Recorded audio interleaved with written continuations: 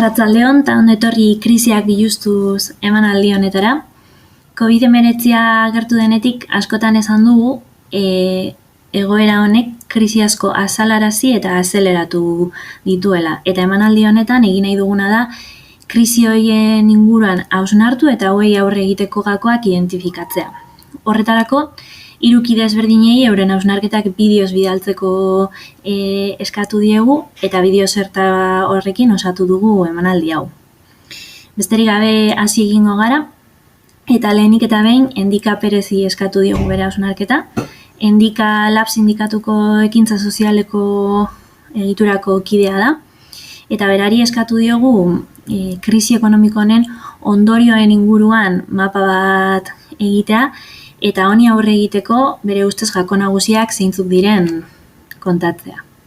Arrasti ondan hori eta eskerrik asko gonbidapenagatik. Asko dira koronavirusaren testu inguruan egiten ari diren analizita gogoetak eta nik hona pare bat idea edo ekarri nahiko nituzke, eztabaida aberastu asmoz edo zurentzako baliagarriak izango direlakoan, ez? Lehen hausnarketa lehenengoko ideia da, bagian oraindik ere goizeagi dela jakiteko edo erantzun osoak izateko, ez? Eta etorkigunaz eta bi izan dugunaren ondorioez, oraindik gogo eta asko egin beharko ditugulako eta batez ere hurrengo hilabete eta urteetan egiten ditugun praktika politikoek ere ezaugarrituko dutelako biziko dugun eszenatokia. Hau da, oso goiz da analizi sakonak egiteko, jakinda, bizi dugun testu ingurua oso testu inguru historikoa dela. Hau askotan esan dugu, Euskal Herrian oso ohituak gaude horrelako esamoldeak erabiltzeko, baina egia da, hori ez, mendebalde kapitalista jotzen duen osasun krisi batek eta ekonomia gelditu edo moteldu egiten duena, jendartea edo jendea euren etxeetan konfinatzen duena, ez dela ohikoa eta historia hurbilan ez dugula ezagutu, ez? Orduan, honek izan ditzazken ondorioak oraindik ere agian goizegi da horri ikusteko. Bai egia da, bestalde, aurretik zetozen tendentzia batzuk edo aurretik zetorrena azkartzeko aukera egon badagoela, ez? Eta zentzu horretan, honen irteera izan daitekela orain artekoaren logika berdina mantentzea, joera autoritarioetara edo fasismoaren eredura salto egitea edo mugitzea, edo bestetik, bestelako irteera aldaketa sozial eta politikoaren norabidean, eraldaketan edo termino iraultzaileetan emateko aukera, ez? Hau da, oraindik orain datornaren gidoia disputan dago eta hori nik uste oso importantea dela, ez? Hitz egiten dugunean datornaren inguruan ezin dugulako eman hau guztia dagoeneko idatzita egongo balitz bezala eta etorriko diren politikak edo botere gunetatik implementatu nahi izango diren politikak ez dutenik aldaketarako aukerarik edo ez dugunik eraldaketarako aukerarik, ez? Beraz, gidoia disputan egoteak nire ustez garrantzi berezia du eta disputan dago gu ez ustean harrapatu gaituelako, baina baita ere kapitala, ez? Eta aurreko guzti honen aurretik zeukaten agenda edo kapitalek zeukan agenda datozen urteetarako eta datozen ziklo politiko eta ekonomikoetarako agenda hori goiti bera bermoldatu behar izango dute eta ziurrenik erabaki batzuk askatu egin behar izango dira, ez? Eta horrek nolabait ere ekartzen du elite politiko eta ekonomikoen artean agian ez egotea adostasun edo batasunik horiek norantz eta nola implementatu behar diren erabakitzerako orduan. Eta horrek bai aurrizku handiagoak sortu litzakela, ziurgabetasuna handiagotzen du, baina baita ere aukerak biderkatzen dituela, ez? Behin hau esan da, nik uste dut importantea dela ere, aurretik zetozen tendentzia batzuk eta konfinamenduan ikusi ditugun horiek ere aztertzea, Eta, bueno, badago elementu importante bat, eta nik uste dut aurrera begira ere batalla politiko sakon bat egongo dela hor, eta da kanporaketaren idearekin, ez? Osea, kapitalaren politikak eta kapitalaren eraginez eta estrategia berrien eraginez, osea, langile eta herri sektoreak enpleguen esferatik kanporatzeko estrategia darabil, hau da, enplegu suntxik eta enplegu prekarioaren eraginez, gero eta jente gehiago enpleguaren esferatik kanpo gelditzen ari da. Hori ikusten dugu, langabeziak gora egin duela azkeneko hilabeteetan, eventualak izan diren kontratuak amaitu direlako, lan prekarioak ziren horiek sektore prekarioetan eutzi ezin izan diotelako horlako gora bati eta dagoeneko lanen ez daudelako. Baina ikusten dugu ere bai, kanporaketa hori beste plano batzuetan ere emango dela, ez? Hau da, sistemaren engranaje horretan gero eta jente gutxiago behar izango delako eta periferian jente gehiago geldituko delako. Eta periferia hori izango da enplegutik kanpo dagoena, baina izango da ere babes sozialerako sisteman sarbiderik ez duena, hau da, pentsio, langabezi edo bestelako prestazioetarako sarbiderik ez duena, eta izango da ere geografikoki espulsatuak diren langile eta herri sektoreak, ez? Bai hiriburuetan edo hiriguneetan, erdigunetik periferiara, ja ikusten ari garen fenomenoen bidez, turistifikazio politikaren bidez eta kapital finantzieroak etxe bizitzen espekulazioarekin sartuta egonik, nola horiek erabiltzen diren turismorako, alokairuak ezin diren ez ordaindu eta hitz egiten dena, ez, gentrifikazioaren inguruan eta ematen diren fenomeno horien bidez,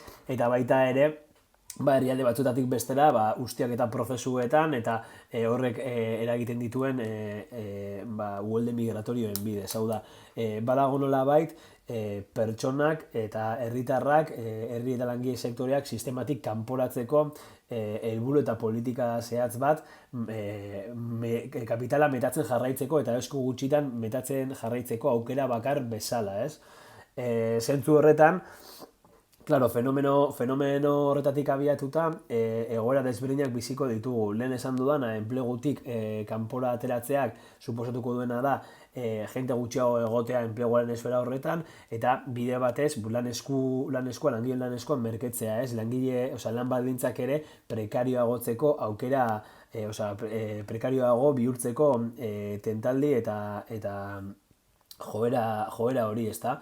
Horrekin batera, babes sistemarena aipatu dugu, ez, diru sarrerak bermatzeko aukerarekin batera, sistema publikoaren murrizketa eta nolabait esatea sistema publikoaren amaierarako tendaldiak egon daitezke. Hau da, gero eta jente gehiago sistematik kanpo geldituko da, baina mendebalde kapitalistan behintzat zaila da pentsatzea jentea masa handitan behintzat gozez hiltzeko aukera emango duenik sistemak, baina bai beti miserian mantentzeko, miseria hor lerro fino horretan mantentzeko politikak mantenduko dira, ez? Eta horren adibidea da, renta unibersalarena ez dela bakarrik esker ikuspegiatetik planteatzen den elementu bat, baizik eta ere, foro de Davosen eta bestelako estamentu kapitalista, makrokapitalistetan, planteatzen ari diren neurriak direla, hau da, oinarrizko diru sarrera bat bermatzea persona hori, baina nolabait horren trukean sistema publikoa deusestatzea eta asebetetzeko behar ditugun oinarrizko bizi baldintzak asebetetzeko behar ditugun elementu guztiak privatizatu eta horiek diru bidez eskuratu behar izatea, hau da, eskubideak erosi behar izatea, ez? Eta tentaldi edo joera hori indartu eta askartu daiteke datozen hilabete eta urteetan koronavirusaren eraginez hainbat erabaki askartu beharko direlako. Horri lotuta argi dagoena da, gidoia idatzita ez baldin badago, ditugula borroka batzuk esentzialak izan daitezkenak, ez? Eta nire ustez alde batetik da enpleguaren esferan ematen ditugun horiek, hau da alde batetik enpleguaren defentsa eta lan baldintzen defentsa izatea, baina baita ere enplegu horren bilakaera, enplegu horren trantsizioa nola kokatzen dugun. Hau da, ezin dugu bakarrik egin borroka bat defentsiborako, ezin dugu bakarrik egin borroka bat orain arte izan duguna mantentzeko, baizik eta beste eredu baterantz, eredu sozialista eta feminista baterantzko urratsak emateko aukera eta ateak ireki behar ditugu. Ezin dena eman da enplegu suntxiketa bat eta enplegu hori mantentzea bakarrik logika produktibista batean, non ez dugu kontuan hartzen adibidez planetaren muga biofisikoak eta horrek dakartzan erronkak, ez? Automobilak eta kotxak fabrikatzen jarraitzeak ez duelako zentzurik adibidez gaur egun epe ertain eta luzean behintzat orain arte egiten den bezala, beraz hortan erronka bat izango dugu ez bakarrik enpleguaren defentsan, baizik eta enpleguaren norabidean ere bai. Eta enpleguarekin batera lanaren esfera osoa nola antolatzen dugun izan beharko da bestelako bataila nagusi bat, eta lanaren esfera osoan ari gara hitz egiten zaintza lanaz, ari gara hitz egiten lanaldiaz, ze lanaldi behar dugun enpleguan eta zaintza lana horiek bermatzeko, eta benetan banaketa orekatua eta aitortza horretatik abiatuta eredu berri baterako salto bat egiteko, eta hori nire ustez funtsezko eztabaida bat izango da epe ertainean, lanaldiarena. Horrekin batera, eta lehen esan dugu, kanporaketa horren edo langile eta herri sektoren kanporaketa prozesu horien bidez bizi izango ditugun bizi baldintzen okertzari aurre egiteko, alde batetik zerbitzu publikoen defentsa eta borroka ematea ezinbesteko izango da. Bai eta lehen bezala, enpleguaren esferarekin bezala, zerbitzu publikoetan murrizketei aurre egiteko, baina baita ere enplegu publikoa garatzeko apustuarekin, ez? Orain arte privatizatuak dauden sektore batzuk, oinarrizko lanak egin dituzten sektoreak eta publifikatzeko, baita ere kontrol publikoa sektore estrategikoetan inbertsioa egiteko, baina ez inbertsioa orain arte erabili den logika kapitalistan non dirua sartzen dugun enpresetan eta hortik bagoa zen, ez? Eta diru publiko hori esku pribatuen eskusten da, baizik eta kontrolean, hau da kontrol publikoan enpresa eta sektore produktibo esentzialen eta estrategikoen kontrol publikoaren borroka hori egin beharko dugu, eta zerbitzu publiko komunitarioen logika horretan, adibidez, zaintza lanen inguruko eztabaida eta gogoetarekin batera implementaziorako eta praktikarako proposamen errealak gauzatu beharko ditugu, ez? Orain ere asko hitz egiten zaintza sistema publikoaren beharraz, eta hori zer den nola den, eta nola garatzen dugun definitu eta borrokatu beharko da, ezta? Eta horrekin batera, eta agian ja amaitzeko, nire ustez borroka edo bataila horiekin batera badira beste bi hiru hori laburrean, ja denboraz estu nabielako, aipatzekoak direnak. Lehena, kapitalak ordain dezalaren lema hori praktikara eta proposamen errealekin gauzatu dadin borroka egitea, hori funtsezko elementu bat izango da. Hau da, nola kapitalak ordaintzen duen faktura hau, nola kapitalak metaketa prozesuaren bidez jasotako eta akumulatutako kapital guzti hori langile jendearen interesen mesedetan egingo diren politikei bide emateko bidea zabaltzen duen eta nola lortzen dugun posizio horiek irabaztea, zerga reformaren bidez, aurrekontutan egiten diren proposamen eta partiden bidez nola lortzen dugun horiek joatea langile klasearen eta herri sektoren interesen mesedetan. Hori bat, bigarrena ere, bai enpleguaren esfera, enplegutik kanpo gelditzen edo espusatuak garen non, eta bizi baldintza materialak asetzeko behar dugun sistema publiko komunitarioaren defentsa eta garapen eta trantsizio ereduarekin batera, nola garatzen dugun ere bai, herri auzo eta auzoetan, baita ere maila orokorrago batzuetan, proposamen alternatiboak, ez alternatiboak izaten jarraitzeko, baizik eta alternatiba dagoela erakusteko eta alternatiba egituratzeko, eta bizi eredu berri baten, jendarte antolaketa berri baten kimuak izan daitezen, eta nolabait foko edo faro bihurtu daitezen, horrelako egitasmo komunitarioak, erregintzan oinarrituak, auzogintzan eta behar beharrezkoak izango ditugu fase honetan. Eta amaitzeko, nire ustez, guzti hau Euskal Herrian, guzti honek Euskal Herrian badu forma zehatz bat, eta da burujabetza prozesuarekin lotzea. Eta da burujabetza prozesuarekin lotzea bi planotan. Batetik, guzti hau gauzatzeko beharrezkoa dugulako boterea eta gure buruaren gobernagarritasuna gure esku jartzea, langile klase eta herri sektoren esku eta interesen arabera jartzea, eta tokikotzea, ekonomia tokikotzea, eta boterea tokikotzea, eta lurraldetzea, eta bestetik ere, behar dugulako ezker eskuin dauden diskurso horien aurrean non kokatzen den estatu egiturak dagoeneko ez dela behar, egitura supraestatalen eragina delako eta soberaniarik mantentzeko gaitasuna ez duten estatuak direlako, horren aurrean estatu egituraen behar izana eta estatu propio baten behar izana inoiz baino ageriagoan geditu delako koronavirusaren eraginez. Ikusi dugu nola ekonomia globala hitz egiten den, Europaren mugak zabaldu eta ireki egiten diren konbenientzian, baina horrelako gola bateri aurre egiteko estatuetan gogotortu egin dela, estatua zentralizatzeko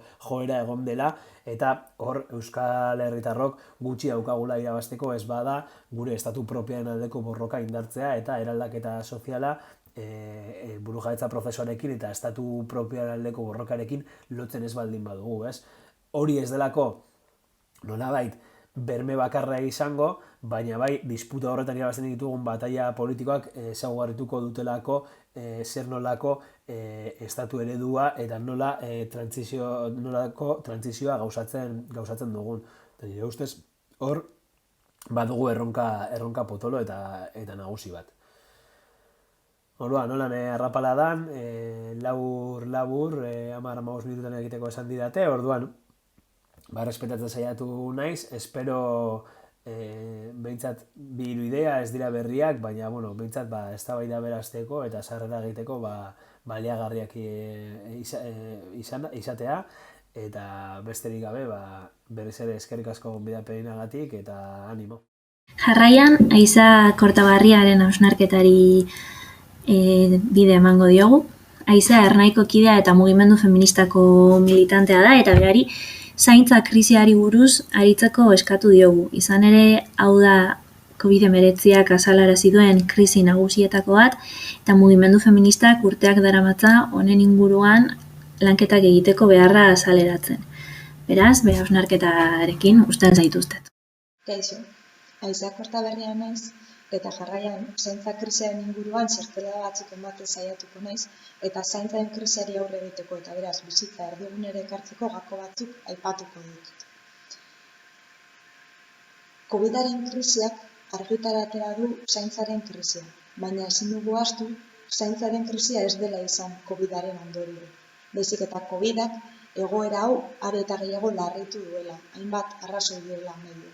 Esaterako, zaintzari erantzuteko zeuden zerbitzu publikoak bertan behera geratu dira, adibidez eguneko zentroak edota eskolak, eta honen ondorioz, zaintza lan hauek familien edo etxekoen esku geratu dira, hauek guztiak privatizatuz.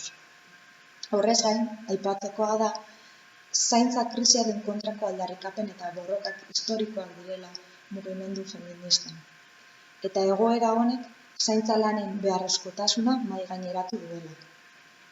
Argi ikusi dugu, sistema heteropatriarkal kapitalistaren antolaketa eredua ez dagoela gai COVID-ak sorturiko krisiari erantzuteko. Honez gain ere ikasi dugu, bizitzari gabe ez dagoela ezer, ez dagoela merkaturik, ez sistemarik, eta bizi ahal izateko beharrezkoak direla zaintza lanak. Eta egoera honetan, aitortza bat eman diegun arren zaintza lanei, aitortza eman diegu medikuei eta erizainei, baina beste zaintza lan asko are eta gehiago prekarizatu dira, esaterako etxeko langileak. Beraz, aipatu nahiko nuke, mugimendu feministatik urteetan ari dena azpimarratzen eta esaten. Benetan, sistema hau antolatua dagoela soilik kapitala erdigunean jartzeko, eta beraz, merkatuaren mesedea gizartea antolatzeko, Eta badela ordua benetan kapitala erdigunean jarri beharrean, bizitza erdigunean jartzeko eta gure behar eta zaintza beharren araberako gizarte antolaketa bat eraikitzeko. Behin hau azalduta, azpimarratu nahiko nuke zer diren zaintza lanak eta zertaz hitz egiten dugu zaintza lanetaz hitz egiten dugunean. Kontuan hartzekoa da zaintza lanak anitzak direla eta bizitzako esparru eta momentu guztietan ematen direla. Eta beraz ez, zaintza lanak etxea garbitzea, sukaldatzea, ipurdea garbitzea, aholkuak ematea, besteen egoera emozionalen inguruan galdetzea eta abar luze batekin jarraitu ahalko genuke. Eta beraz ez dira momentu puntual batean ematen diren egoera konkretu hutsak, nun dependentzia fisiko edo psikiko bat egoten denean erantzuteko lanak. Etengabe behar ditugu zaintza lanak. Bizi ahal izateko eta pertsona guztiok interdependentea garelako behar dugu besteak zain gaitzaten. Baina azpimarratzekoa da, jasotzen dugun zaintza hori ez dela batere orekatua eta honez gain guztiok ez ditugula zaintza lanak egiten. Eta nolakoa dira zaintza lan hauek? Zaintza lan hauek prekarioak, ikusezinak edota doakoak izaten dira. Benetan, kapitalaren produkzioan baliorik gabekoa. Eta beraz, balio sozialik, balio politikorik eta merkatu baliorik gabeko lanak. Eta bai, lan hauek feminizatuak dira. Historikoki emakumeak egin dituzten lanak dira. Eta honi guztiari gehitu behar zaio klasearen eta arrazaren araberako segregazioa. Emakumeen artean ere ez ditugulako berdin banatzen lan hauek. Behin atal honekin bukatzeko aipatu nahiko nuke benetan etxeko zaintza langileek jasaten duten egoera aldatza. Benetan hauek baitira gizartean ikustezinenak eta sozialki baztertuenak, merkatuan prekarioenak, gaizkien ordainduenak, bizi eta lan baldintza duinik gabeko herritarrak dira. Eta hauek berriz ere emakumeak, migranteak eta arrazializatuak dira. Behin hau aipatuta, jarraian aurrera begira bizitza erdigunera ekartzeko eta zaintza krisi honi aurre egiteko gako batzuk aipatu nahiko nituzke. Hasteko, aipatu beharra daukatez, benetan bizitzak erdigunean jartzeko gizartearen eraldaketa bat beharrezkoa izango dela. Ez dela nahikoa aldaketa konkretu edo politika publiko konkretu batzuk egitearekin. Eta beharrezkoa dela, benetan apostu bat egitea zaintzaren eskubide unibertsalaren alde. Honekin beharrezkoa izango da komunitateak zaintzaren ardura honi heltza eta behar honi elkarrekin egitea. Eta honez gain, benetan inbertsio publikoak egitea, zaintza sistema publiko bat eratuz. Beraz bai, esan dezakegu, euskal zaintza sistema publiko eta komunitario bat behar dugula. Benetan, herritar guztion eskubideak eta zaintza eskubide eta behar bermatuko dituena. Kontuan hartuz guztiok ez ditugula aukera eta behar berdinak. Honez gain, esan beharra da, zaintza sistema hau beti gora eraiki behar dela. Benetan, komunitatean eta tokian tokiko behar eta aukerak kontuan hartuz. Lehen aipatu dut ez, bizitzako alor guztietan behar ditugula zaintza lanak. Eta beraz, euskal zaintza sistema publiko komunitario honek alor guztietarako planteamendu bat egin beharko du. Beraien artean, benetan, alor hauetako artikulazio espazioak sortuz. Beraz, bada ordua guztiok kolektiboan gizarte guztiaren ardura hartzeko eta bizitza bizigarriak egin ahal izateko ardura hartzeko. Eta bukatzeko proposamen hauekin aipatu nahiko nuke ekonomia feministatik egiten den planteamendua 4R marko eraldatzailea kokatuz. Marko honetan ez 4 printzipio mahaigaineratzen dira. Lehena aitortza litzateke. Hau da, ordaindu gabeko eta gaizki ordaindutako zaintza lanei aitortza bat ematea. Hau da, emakumeak egindako lan guzti hauei aitortza bat ematea eta balio erreal bat ematea. Bigarrena, murriztea litzateke. Zaintza lanen ordua murriztea eta baliabide publikoak eskaintzea hontarako. Hirugarrena, lanen banaketa litzateke. Hau da, zaintza lanak eta batez ere soldatapekoak ez diren zaintza hauek banatzea. Beraz, gizonak ardura hau hartu beharko luketen ere, eta estatuak ere, edo administrazio publikoak ere, eskubide hau bermatzeko zerbitzu publikoak sortu beharko lituzkete. Eta bukatzeko, laugarrena izango zen, ahotsa ematea. Hau da, benetan, bazterrean edo desberdintasun sozial handiago duten herritar hauei guzti hauei, eta benetan zaintza lanak egiten dituztenei ahotsa ematea eta erabakitzeko gaitasuna bermatzea. Eta, honekin bukatuko nuen, eta ondo zen, eskerrik asko. Bukatzeko Igor Aedori eskatu diogu hausnarketa, bera soziologia politikoan lizentziatua eta zientzia politikotan doktorea da, eta Euskal Herriko Unibertsitateko irakaslea, eta berari burujabetzari buruz hausnartzeko eskatu diogu.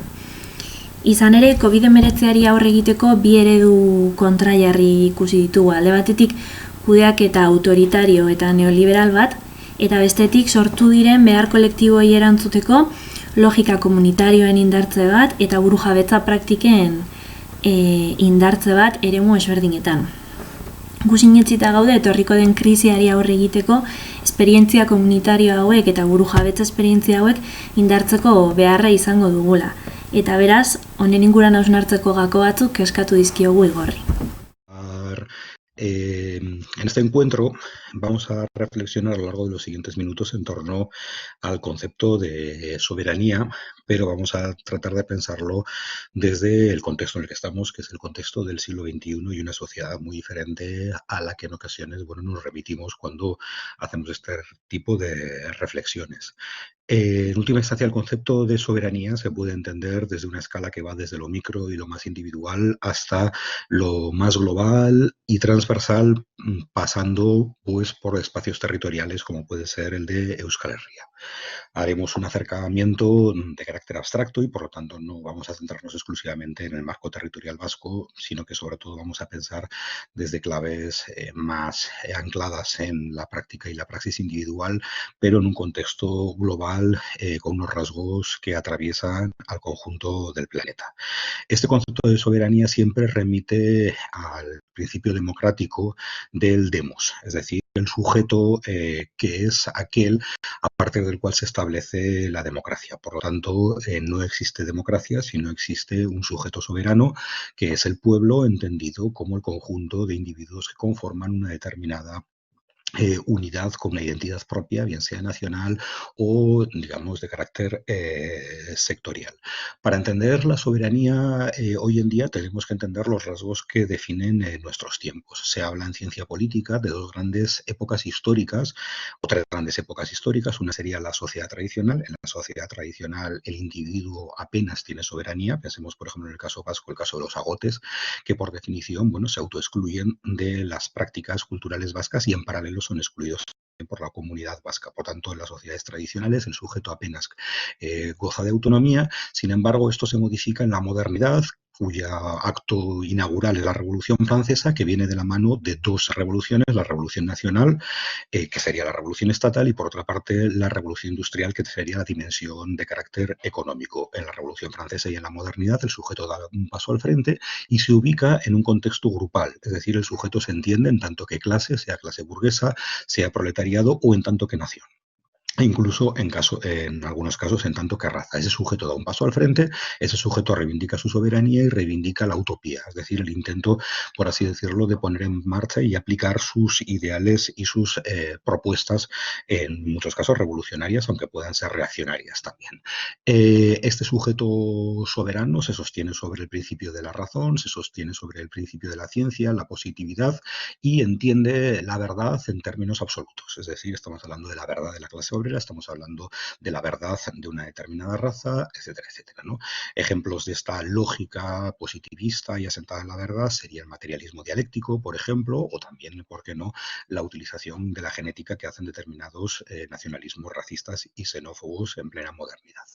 Bien, es cierto que la modernidad que promete diferentes utopías acaba llevando a las distopías de la Segunda Guerra Mundial, del colonialismo y también de los gulas soviéticos. Eso va a provocar, por así decirlo, una ruptura de esa creencia, de esa fe en el que el ser humano, a través de la razón, encontrar una verdad absoluta, y lo que emergerá es una nueva época que se denomina posmodernidad, en la que ya no se habla de verdades tan absolutas. Esta época es en la que estamos ahora la mayor parte del planeta, es una época que es el resultado de dos grandes matronas. Por una parte, la revolución informacional asociada a la globalización, con las modificaciones que provocarán la soberanía de los estados, la emergencia de una gobernanza global o la emergencia también de espacios infraestatales que adquieren mucha fuerza, bien sean naciones sin estado, pero también ciudades, y viene también de la mano de una segunda revolución, en este caso la revolución neoliberal. Pero es importante no confundir, por una parte, la posmodernidad, entendida como proceso, digamos, de desarrollo de una conexión interplanetaria, de otro elemento diferente, que es esa revolución neoliberal que tiene un carácter ideológico. Lo que sucede es que entre ambos elementos hay diferentes, por así decirlo, corredores o corredurías que posibilitan que la globalización refuerce a la revolución neoliberal. Pero es importante no confundir esas dos cuestiones, porque hijos de la globalización serán el zapatismo, serán las cumbres, las contracumbres de Seattle, el Foro Social Europeo y otros muchos fenómenos que no tienen nada que ver con el neoliberalismo, si bien es cierto que el propio neoliberalismo se va a apoyar en muchos de los elementos que facilita la globalización y la revolución de las tecnologías de la información. Entre ellas, un importante cambio en la concepción del sujeto. Si decíamos que en la sociedad tradicional el sujeto apenas existe y que en la modernidad el sujeto se articulaba a través de un conjunto más amplio que podría ser la clase o la nación, en el contexto actual y fruto de la globalización, lo que nos encontramos son, por una parte, una emergencia de grandísimas fuentes de información que interpelan al sujeto, lo que provoca que el sujeto vaya adquiriendo una mayor fuerza y una mayor relevancia. Digamos que en nuestros tiempos, así como en la modernidad era el nosotros lo que definía el yo, en nuestros tiempos es el yo el que define el nosotros. Ejemplos de ello lo tenemos en el Me Too, que parte de una reflexión que comienza desde lo individual para articularse en clave colectiva, en este caso a través de las agresiones sexistas, pero también lo tendríamos, por ejemplo, en el zapatismo, cuando hablan del detrás de nosotros estamos ustedes, lo tendríamos en expresiones de movimientos transformadores, como puede ser también la capucha zapatista o la máscara de Anonymous, que refleja cómo detrás de esa máscara están muchos tipos de sujetos con grandes diferencias entre ellos, pero que todos ellos se articulan en una lógica que conforma eso que Occupy Wall Street denominará el 99% de la sociedad, que se enfrenta a ese 1%, por así decirlo, que son, digamos, los vencedores o los extractores de la sociedad. En este contexto es importante que entendamos que en nuestras sociedades la presencia del individuo es relevante, y lo que, a mi juicio, tenemos que hacer para construir soberanías compartidas es partir de este fenómeno. Esto tiene implicaciones prácticas muy importantes, que es que la transformación política debe pasar de un análisis bastante serio del sociograma de poder que hay en nuestra realidad.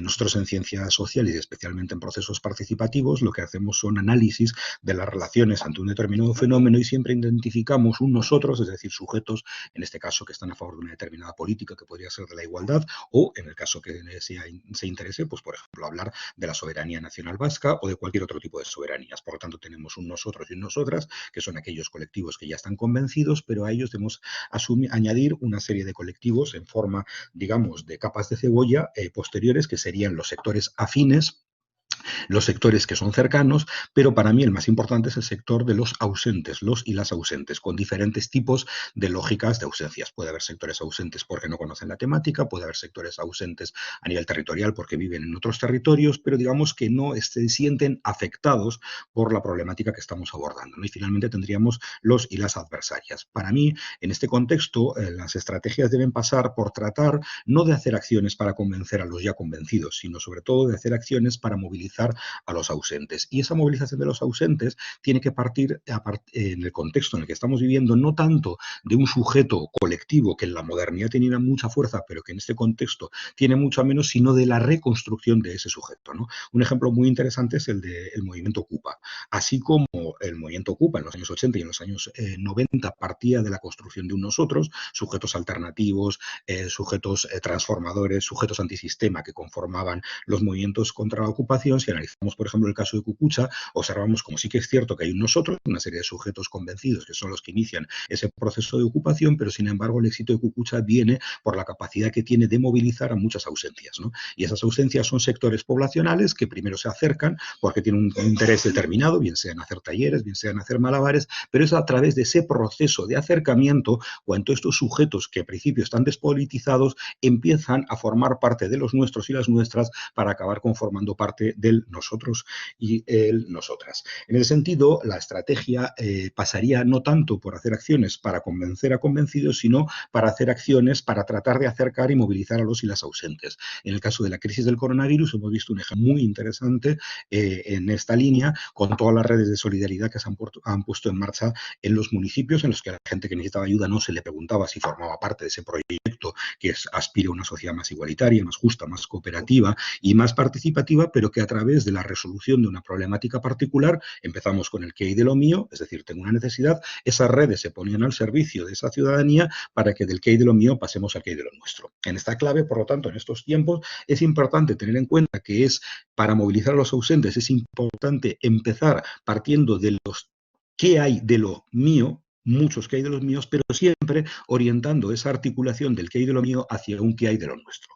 Un segundo eje de construcción de soberanías pasaría no tanto por el horizonte, movilizar a los no convencidos y no convencidas, sino por el cómo. Y esa lógica tendría que ser una lógica que partiese de la máxima de muchas personas haciendo poco y no pocas personas haciendo mucho. Por lo tanto, sorteamos los del vanguardismo y a su vez sorteamos los problemas de una orientación política excesivamente autocentrada en aquellos sectores ya movilizados que deja ausentes o que, digamos, no presta atención a esos sectores menos movilizados que son aquellos ausentes que debemos convertir primero en afines para que después pasen a formar parte de los nuestros y las nuestras. Esto en el contexto en el que nos movemos es importante, insistimos, por la importancia y la fuerte presencia que tiene la lógica del individuo en nuestros tiempos, que a su vez se ve alimentada ahora sí por la estrategia neoliberal. La estrategia neoliberal no es tanto una ideología, que lo es, pero no es tanto una ideología porque hay neoliberalismos, por ejemplo, que no son individualistas. Nos encontramos en los territorios del sudeste asiático con fórmulas taoístas que tienen que ver con la propia cultura, que es una cultura profundamente comunitaria, pero en países que son profundamente neoliberales, ¿no? A su vez también tenemos movimientos como Vox, que son clarísimamente movimientos neofascistas neoliberales, pero que sin embargo lo construyen desde un imaginario que para nada es individualismo. Por lo tanto, analizar el neoliberalismo en términos de ideología individualista puede confundir. Sería algo parecido a lo que pasa con el coronavirus si te fijas con la fiebre y resulta que hay personas que son asintomáticas cuyos pulmones están siendo reventados, es decir, están infectados por el virus, en este caso el neoliberalismo, pero sin embargo no presentan el síntoma la fiebre, es decir, una ideología profundamente individualista. Por otra parte, el neoliberalismo tampoco es un programa de reducción del Estado. Vemos casos en los que, por ejemplo, el neoliberalismo utiliza estados fuertes. El primer experimento neoliberal se realiza en Chile y se realiza con una dictadura militar que de reducción del Estado no tiene nada, y también encontramos paradigmas neoliberales con estados fortísimos, por ejemplo en Francia o en los países asiáticos, ¿no? De la misma forma que pasa con con el coronavirus, el analizar el neoliberalismo en términos de programa de reducción de Estado puede confundir, porque en ocasiones el neoliberalismo necesita del Estado e incluso puede inyectar grandísimas cantidades de dinero. De facto, la lógica neoliberal está orientándose cada vez hacia estados más fuertes y autoritarios, precisamente porque como consecuencia de la crisis de legitimación estatal que provoca el neoliberalismo van a necesitar de estructuras estatales fuertes, ¿no? Precisamente por eso nuestros tiempos son tiempos en los que estamos viendo una recesión en términos democráticos de los estados hacia formas de carácter o postdemocrático o postautoritario.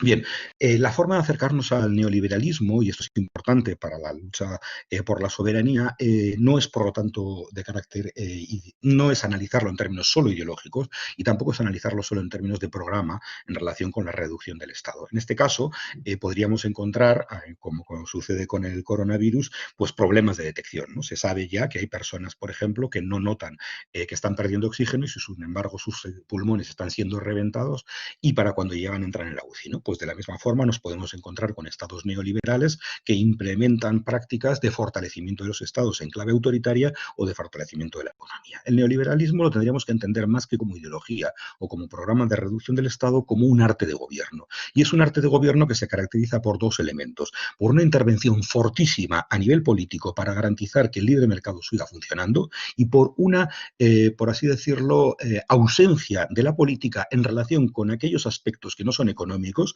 y que tienen que ver con la construcción de lo común, que tienen que ver con los cuidados, que se subalternizan, es decir, se desvían al individuo para que sea el individuo quien se encargue de su propia gestión. Y a su vez esa gestión que tiene que hacer el individuo la tiene que hacer en términos, atravesarla en términos económicos. Por lo tanto, el neoliberalismo es un arte de gobierno que reserva una fuerza brutal de intervención en el Estado, precisamente para garantizar el libre mercado, la propiedad privada y el beneficio particular, pero que sin embargo tiende a desgajarse todos aquellos elementos que tienen que ver con lo más importante de la política, que es la gestión de la escasez. De esta forma, el sujeto queda aislado, el sujeto queda, por así decirlo, en una especie de limbo en el que tiene que ser él, sobre la base de su individual responsabilidad, en el que en una sociedad que se convierte en ley de la selva, tiene que sobrevivir. Precisamente por eso, para el neoliberalismo, la precariedad es fundamental, porque es la precariedad la que va a convertir la ley de la vida en ley de la selva. Para que si la lógica de la ley de la vida es la cooperación, la lógica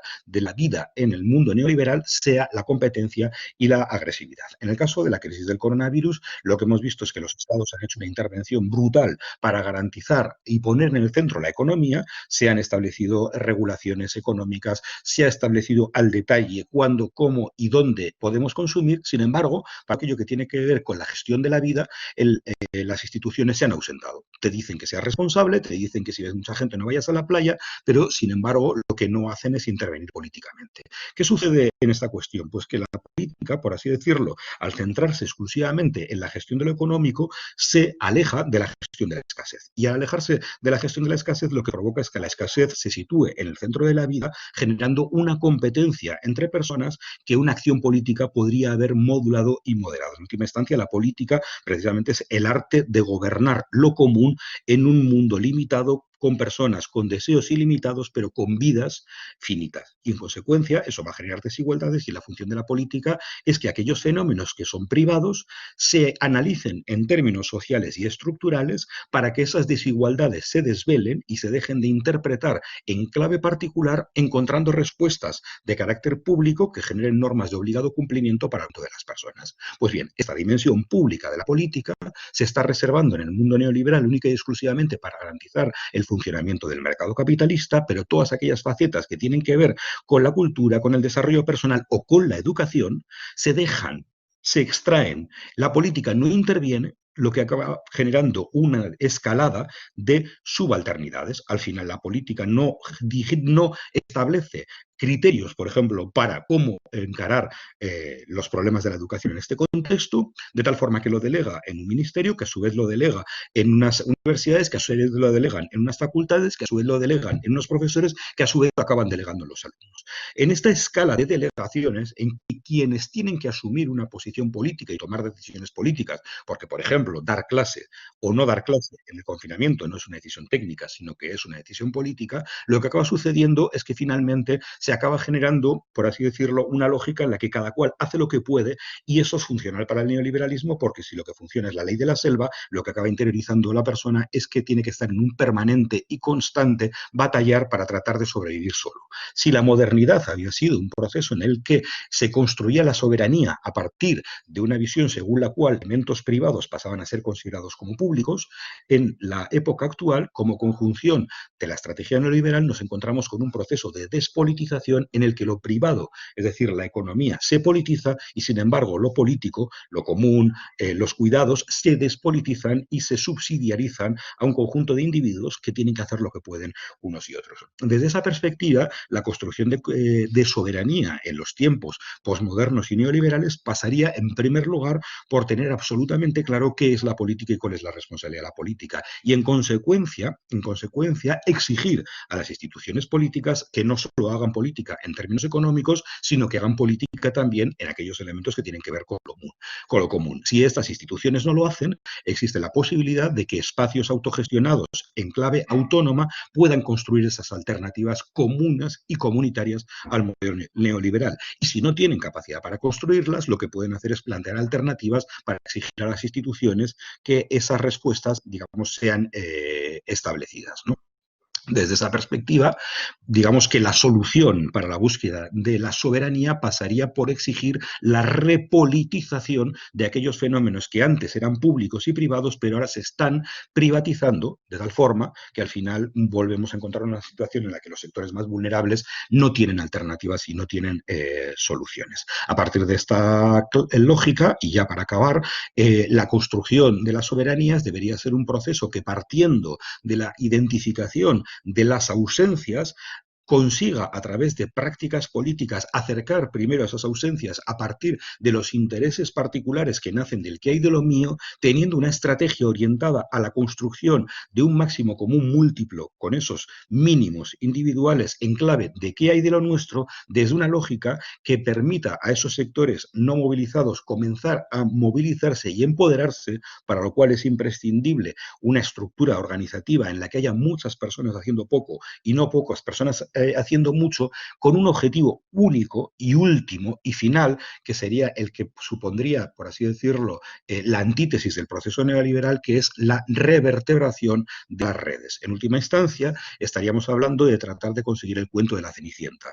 El proceso para la construcción de soberanías pasaría porque seamos capaces de hacer ver que el que las cenicientas estén condenadas a fregar suelos no es el resultado de la mala suerte ni de la mala fortuna, sino del hecho de que esas cenicientas no son conscientes de que no están solas. La lógica para la construcción de soberanías debería pasar por unir cenicientas para que el conjunto de las cenicientas, una vez que se reconocen, vuelven a nacer con las otras, construyen alternativas, en este caso para acceder al príncipe, encarnación del poder, en clave de república, de res pública, de cosa pública, y sortear de esta forma a quienes tienen en este cuento, el cuento real de todos los días, de nuestra vida, nuestro propio cuento de las cenicientas, a quienes tienen el poder, que son la madrastra y las hermanastras, que en última instancia remiten a esos grupos de interés que, a través, digamos, de la presión, están condenando a las cenicientas a estar permanentemente fregando suelos. Por lo tanto, el cuento de la Cenicienta, el cuento de nuestras vidas y la construcción de la soberanía pasaría por hacer ver que no estamos solos, que podemos construir redes comunitarias a partir de proyectos que, naciendo de los que hay de los nuestros, logren un que hay, de los que hay de los míos, alcancen un que hay de lo nuestro, que se convierta en alternativa al modelo de gestión neoliberal de nuestras vidas.